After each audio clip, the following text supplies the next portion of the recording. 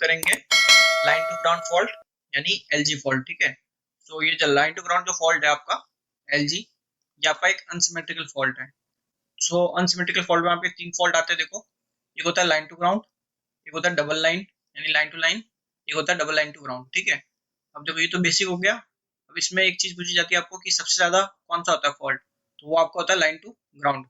ये अराउंड आपका 85% टाइम्स होता है। ठीक है, सो इस वीडियो में हम पढ़ेंगे लाइन टू ग्राउंड फॉल्ट यानी एलजी फॉल्ट। ठीक है, अब देखो जब भी हम अनसिमेट्रिकल फॉल्ट पढ़ते हैं तो उसमें हम कुछ चीजें अज्यूम करके चलते हैं। ठीक है, फर्स्ट हम करते हैं कि ये जो लाइन होती है ये आपकी नो लोड पे होती है, नो लोड पे। ठीक है, अब सिंस अगर ये नो लोड पे है तो जो आपका करंट होगा वो क्या होगा, जीरो। ये आप समझ गए। ठीक है, और ये क्या है, बैलेंस है, यानी कि जो फेज वोल्टेज होगा, ये जो आर वोल्टेज होगा, वाई वोल्टेज होगा और बी वोल्टेज होगा, ये आपका क्या होगा, बैलेंस होगा। ठीक है, ये दो बेसिकली चीजें हम अज्यूम करके चलते हैं।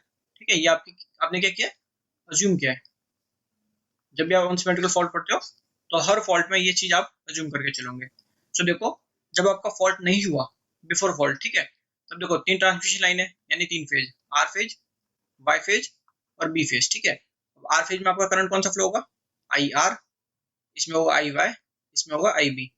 अब देखो अभी तक कोई भी फॉल्ट नहीं हुआ, तो इस फॉल्ट अब कोई फॉल्ट नहीं हुआ तो आपका करंट तो क्या हो जाएगा, I R equal to I Y equal to I B, और इनकी वैल्यू क्या हो जाएगी आपकी, जीरो, बिकॉज हम क्या अज्यूम करके चलते हैं, नो लोड पे। ठीक है, अब देखो जब आपका फॉल्ट हो गया, ठीक है, यानी जब आपका फॉल्ट हो गया तब देखो ये फेज था आर, ये वाई, ये बी। क्लियर है यहाँ तक। अब देखो सपोज करो आपका जो आर फेज है इसमें आपका फॉल्ट हो गया लाइन टू ग्राउंड फॉल्ट। अब देखो मैं आपके आगे बताता हूँ अभी कि लाइन टू ग्राउंड फॉल्ट मतलब क्या होता है। ये आपका है फॉल्ट इम्पेडेंस और ये आपका ग्राउंड टर्मिनल, ग्राउंड हो गया। ठीक है, ये हो गया जेड एफ। सो देखो इसका मतलब क्या है कि सपोज करो आपके देखो तीन ट्रांसमिशन लाइन होती है। ठीक है, थ्री फेज होते हैं तो तीन वायर निकलते हैं। ठीक है, और उसमें जो आर फेज है आपका, उस आर फेज पे ऐसा कुछ हुआ जैसे बिजली गिर गई। ठीक है, जिस वजह से वो वायर, आर फेज वाला वायर, लाइव वायर, ठीक है, या फिर लाइन, वो टूट के जमीन पे गिर गई। अब वो वायर किससे हो गया, जमीन से टच हो गया, ग्राउंड से टच हो गया ना, तो अब जो उस लाइन में करंट फ्लो हो रहा होगा वो ग्राउंड में जाएगा, यानी एक सर्किट पूरा कंप्लीट हो गया ना। तो वो होता है आपका लाइन टू ग्राउंड फॉल्ट, यानी आपकी लाइन ग्राउंड से कनेक्ट हो जाए तो वो होता है लाइन टू ग्राउंड फॉल्ट। ये किसी भी वजह से हो सकता है। ठीक है, मान लीजिए कोई पेड़ गिर गया, ठीक है, बहुत तेज तूफान आया, उस पेड़ गिर के उस वायर के ऊपर गिर गया, तो वायर भी जमीन से टच हो जाएगा। ठीक है, तो उस वजह से लाइन टू ग्राउंड फॉल्ट हो जाएगा।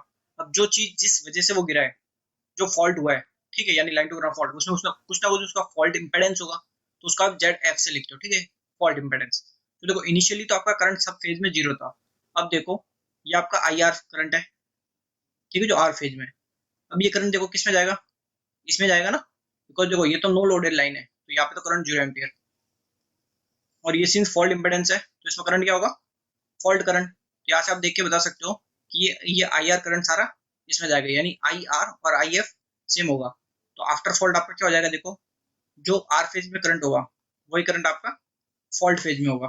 ठीक है, बेसिकली फॉल्ट करंट होगा, उसी को आप फॉल्ट करंट बोलोगे। ठीक है, और बाकी जो दूसरा फेज होगा यानी आई वाई और आई बी, उनमें क्या रहेगा, जीरो ही रहेगा, बिकॉज उन लाइन पे तो कोई फॉल्ट हुआ नहीं है, सिर्फ आपका एक आर फेज में फॉल्ट हुआ है। ठीक है, तो ये कंडीशन आप समझ गए। तो चलिए आगे देखते हैं। सो देखो आपने ना सीक्वेंस नेटवर्क में ये फॉर्मूला पढ़ा होगा, ये बेसिकली पढ़ी होगी अपने। ठीक है, कि आई आर नॉट यानी कि ये होता है जीरो सीक्वेंस। ठीक है, फिर आई आर वन यानी पॉजिटिव सीक्वेंस, फिर आपका आता है आई आर टू यानी नेगेटिव सीक्वेंस। ठीक है, इसकी जो मैट्रिक्स होती है ये आपकी इसकी मैट्रिक्स, ठीक है, इसकी वैल्यू होती है आपकी 1/3। फिर आपका आता है देखो 1 1 1, ठीक है, फिर आता है 1 a स्क्वायर, ठीक है, 1। फिर अब ये a स्क्वायर है ना, ये यहाँ पे आ जाता है और ये a यहाँ पे आ जाता है, यानी ये दोनों क्रॉस हो जाते हैं। ठीक है, मैट्रिक्स क्लोज, फिर अगेन मैट्रिक्स। अब आपका आता है देखो I R phase, I Y phase and I B phase. ठीक है, यहाँ तक क्लियर आपका। तो देखो ये आपका आता है सीक्वेंस नेटवर्क में। ठीक है, ये आप पढ़ते हो, ये आपके लिए इंपॉर्टेंट है। ठीक है, पॉजिटिव सीक्वेंस, नेगेटिव सीक्वेंस और जीरो सीक्वेंस। ये बेसिकली इसका मैं आपको एक सेपरेट वीडियो दूंगा, ये डेरिवेशन में उसमें आपको करवाऊंगा। ठीक है, अभी के लिए आप बस ये याद रखो कि ये डेरिवेशन है। तो इसमें देखो कहीं कहीं पे आपको ये एक ही जगह आपको अल्फा मिलेगा, ठीक है ना, तो आपको कोई कंफ्यूज मत हो जाना। तो देखो अब जो लाइन टू ग्राउंड फॉल्ट है इसमें आपने देखा जब आपका फॉल्ट हुआ तो IR करंट तो IF के इक्वल हो गया, बाकी जो IY करंट था वो तो 0 हो गया और IB भी क्या हो गया आपका 0। ठीक है, अब इस मैट्रिक्स को सॉल्व करते हैं। तो देखो जब आप IR0 की वैल्यू निकालते हो तो कितनी आएगी 1/3 into IR plus 0 plus 0। Simple matrix का मल्टीप्लिकेशन कराओ, ठीक है, ये आपको आता ही होगा। देखो ये आपका हो गया IR/3। सेकंड देखो IR1, ये कितना हो जाएगा 1/3। देखो यहाँ पे कितना हो जाएगा IR plus 0 equal to IR/3। ठीक है, ये देखो मल्टीप्लाई कैसे होता है, देखो 1/3 एज इट इज। अब देखो ये जो 1 वाली टर्म है, ठीक है, ये मल्टीप्लाई होती है आपकी IR से।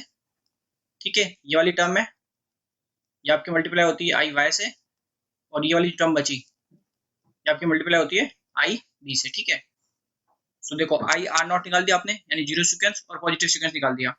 तो अब देखो नेगेटिव सीक्वेंस क्या होगा, यानी IR2 1/3। देखो यहाँ पे भी IR प्लस 0 प्लस 0। ठीक है, तो ये भी आपका क्या हो गया IR/3।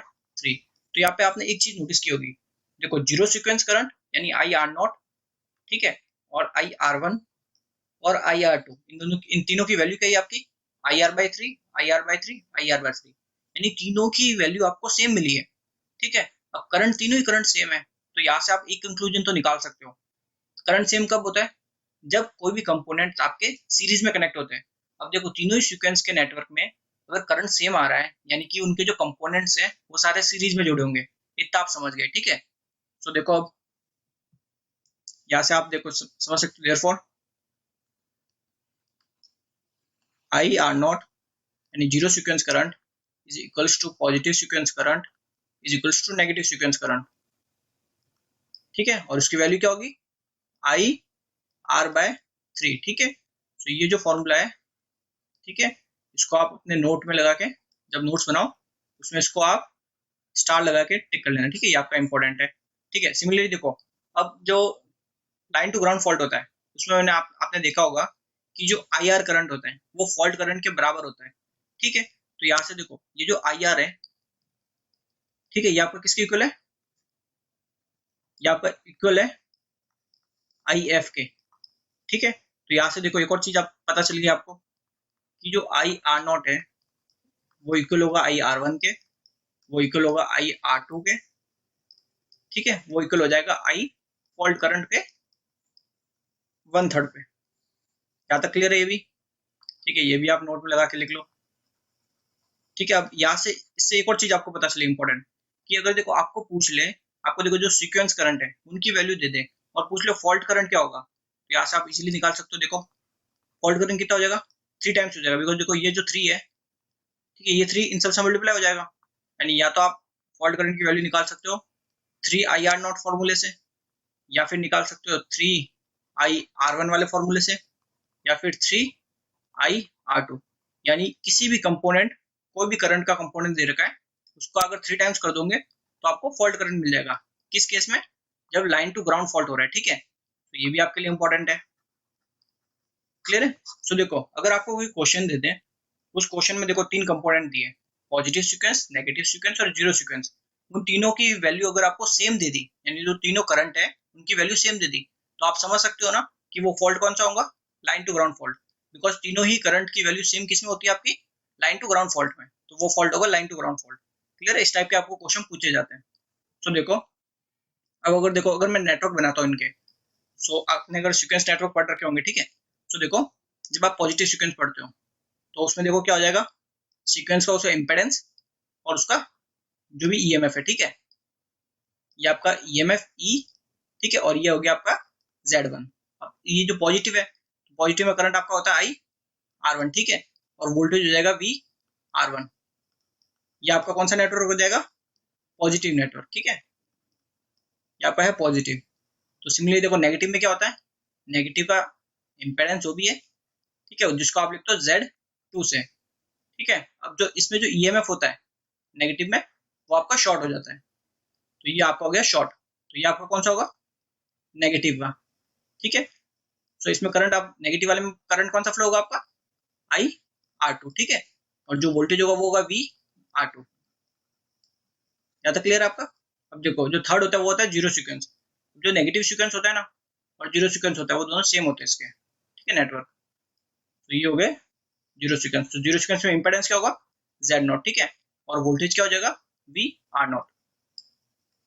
और करंट आपका क्या होगा, करंट की डायरेक्शन आप देखो, नोटिस करो, ठीक है, मैंने जो बनाई है। अब देखो ये आपका है जीरो, ठीक है। अब देखो आप अगर वी आर वन की वैल्यू निकालना चाहो तो आप सिंपल केवीएल लगा के भी निकाल सकते हो, ठीक है। तो देखो वी आर वन की जब आप वैल्यू निकालोगे, यानी जो वी आर वन आएगा उसकी वैल्यू देखो आपकी क्या आएगी, E minus I R one into Z one, ठीक है। अब देखो वी आर टू भी जब निकालोगे तो ये हो जाएगा देखो minus I R two into Z two, because देखो करंट की डायरेक्शन क्या दे रखी है उसकी वजह से माइनस आएगा, ठीक है।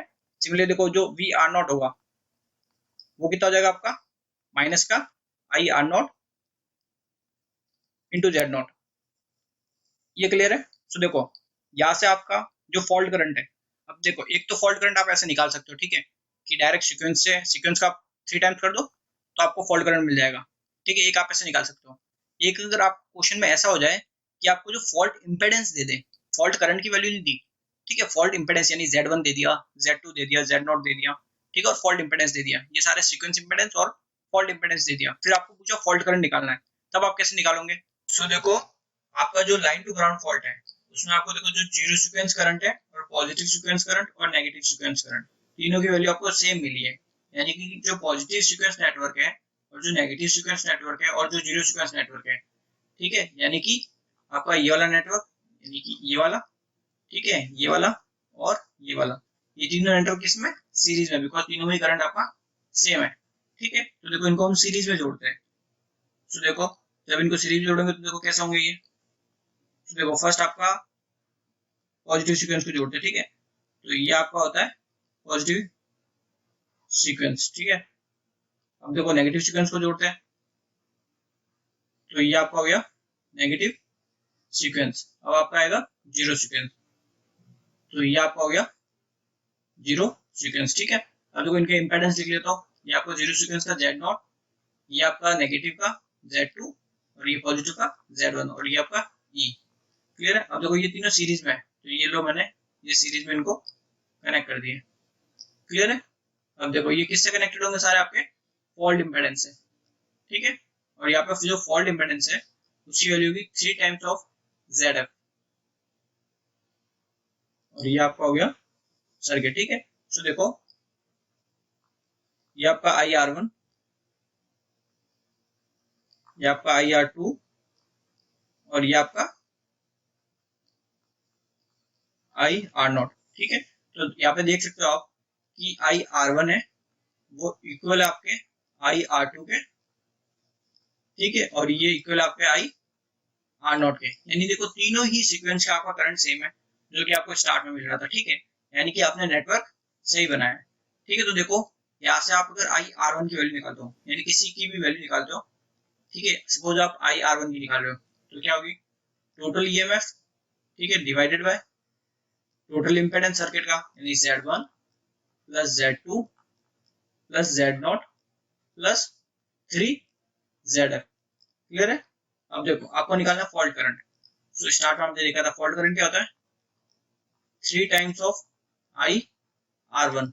तो यहाँ से देखो आपको फॉल्ट करंट क्या मिलेगा, IF equals to 3E divided by Z1 plus Z2 plus Z0 plus 3ZF, ठीक है। सो ये देखो जो फॉल्ट करंट का आपको फॉर्मूला मिला ये वाला, ये भी आपके लिए बहुत इंपॉर्टेंट है, इस पे भी आपको न्यूमेरिकल पूछे जाते हैं, ठीक है, बहुत बेसिक न्यूमेरिकल पूछे जाते हैं, डायरेक्ट आपको सारी वैल्यू दे देते हैं और आपको सिंपल फॉर्मूला में पुट करनी होती है, ठीक है।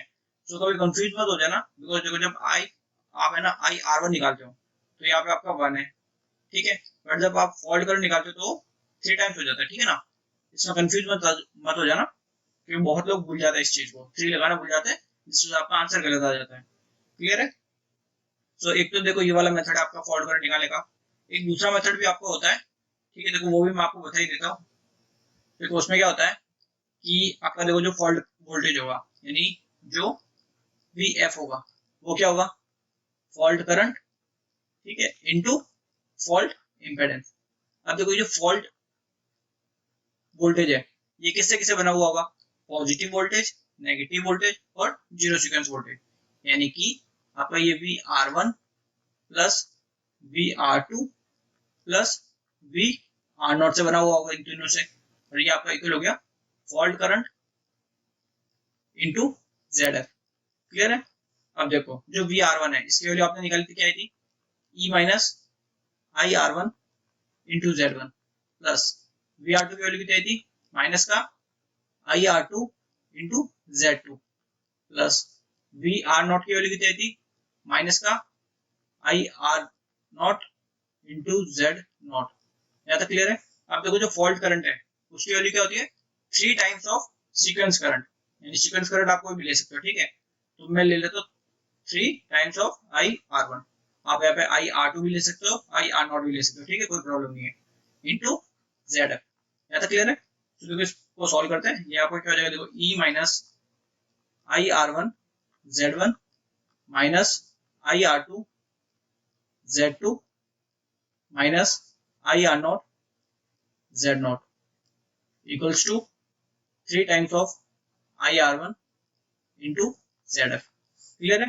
तो देखो बिकॉज आपको पता है कि जो IR1 है वो आपका इक्वल है IR2 के, ठीक है, वो इक्वल है आपका IR0 के, तीनों इक्वल है, ठीक है, तो किसी भी वैल्यू में आप इक्वेट कर सकते हो। तो ऐसा करो, बिकॉज देखो आपने यहाँ पे क्या लिया है IR1, ठीक है, तो इस साइड भी आप क्या करो, सारी पूरी इक्वेशन को IR1 में बना दो।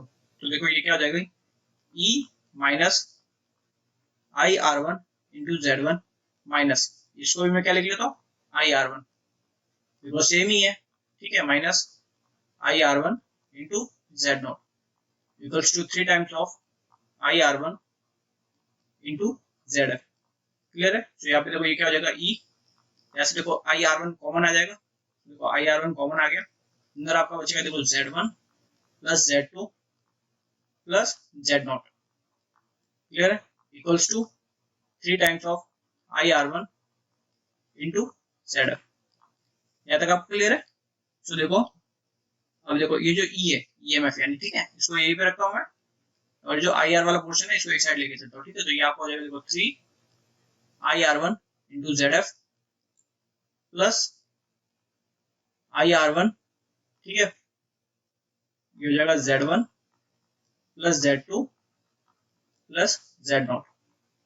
तो यहाँ से देखो ये E की वैल्यू क्या है आपकी, अब देखो इसमें IR1 आप कॉमन ले सकते हो ना, देखो IR1 आपने कॉमन लिया तो अंदर बच जाएगा आपका देखो Z1 plus Z2 plus Z3 plus 3 times of ZF। तो यहाँ से देखो IR1 की आप वैल्यू निकालो इजीली, ये आपका हो जाएगा IR1 equals to E divided by Z1 plus Z2 plus Z3 plus 3 times of ZF।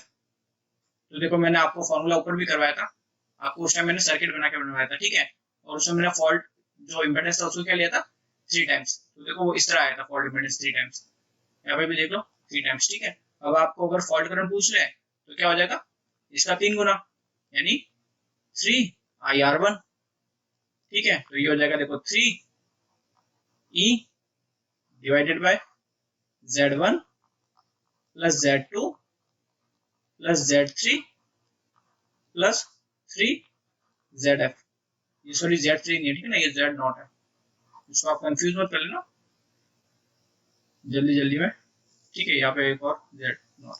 Clear है। तो ये आपका हो गया फॉल्ट करंट, ठीक है, तो देखो आपको फॉल्ट करंट का फॉर्मूला याद रखना है, ठीक है, और ये याद रखना है कि तीनों में क्या होता है, करंट सेम होते हैं, ठीक है। तो देखो यहाँ से भी आपको जो फॉल्ट करंट का फॉर्मूला है वो सेम आया, और आपको जो सर्किट से था वो भी सेम आया, ठीक है, आपको भी एक मेथड प्रीफर करो, आपको तो मेन फॉर्मूला याद होना चाहिए। तो देखो अगर मैं ओवरऑल आपको समरी बताऊं इसकी, तो देखो आपको एक तो चीज याद रखनी है कि ऑल कंपोनेंट, थ्योरेटिकल क्वेश्चन इन पॉइंट से बनेंगे, ठीक है, all component are connected component का मतलब मैं बता रहा हूँ, जीरो सीक्वेंस, पॉजिटिव सीक्वेंस और नेगेटिव सीक्वेंस की बात कर रहा हूँ, ठीक है ना। All component are connected in series, ठीक है, सीरीज में जोड़ते हैं। और आपका सीक्वेंस करंट है यानी आई आर नॉट, वो इक्वल होता है आई आर वन के, वो इक्वल होता है आई आर टू के, यानी सब सीक्वेंस में आपका करंट सेम होता है, ठीक है। आप ये मेन दो पॉइंट आपके हैं जो आप याद रखिए, इनसे आपको क्वेश्चन बहुत पूछे जाते हैं, ठीक है, थियोरेटिकल क्वेश्चन। और आपका ये जो फॉल्ट करंट का फॉर्मूला है, ये आप याद रखिए, ये वाला एंड जो वो ये वाला आपका 3 टाइम्स वाला, ठीक है ना, ये फॉर्मूला आप याद रखें। तो बस लाइन टू ग्राउंड फॉल्ट में आपको इतनी चीजें याद रखनी है, ठीक है। नेक्स्ट हम देखेंगे line to line fault. So thank you very much.